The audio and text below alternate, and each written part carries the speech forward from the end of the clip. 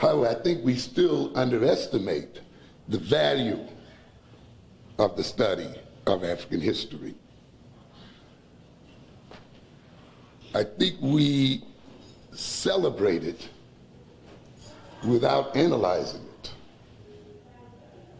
We search it and look for heroes without understanding that one of its major purposes is to teach us lessons on how to cope with the present and with the future.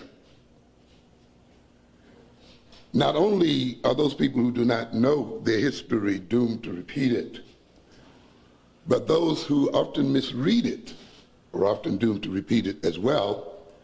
And those who misread and perhaps fail to read it at all may not have a chance to repeat it at all.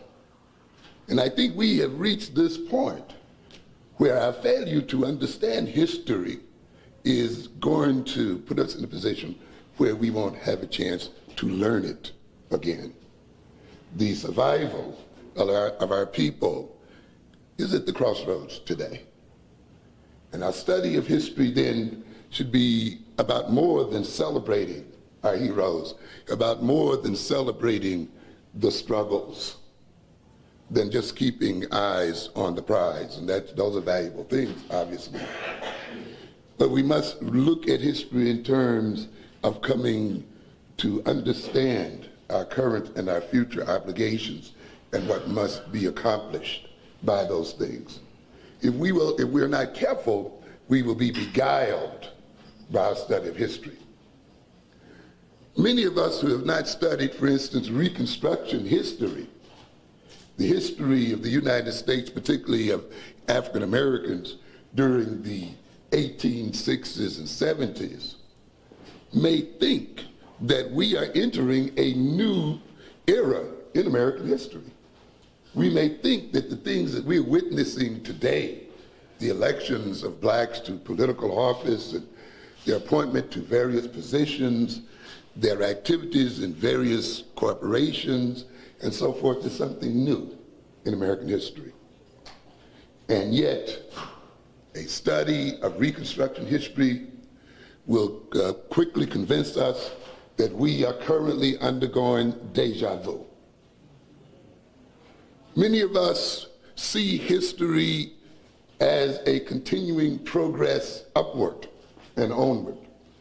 We have bought the American concept of progress, the idea that things must, over time, necessarily get better.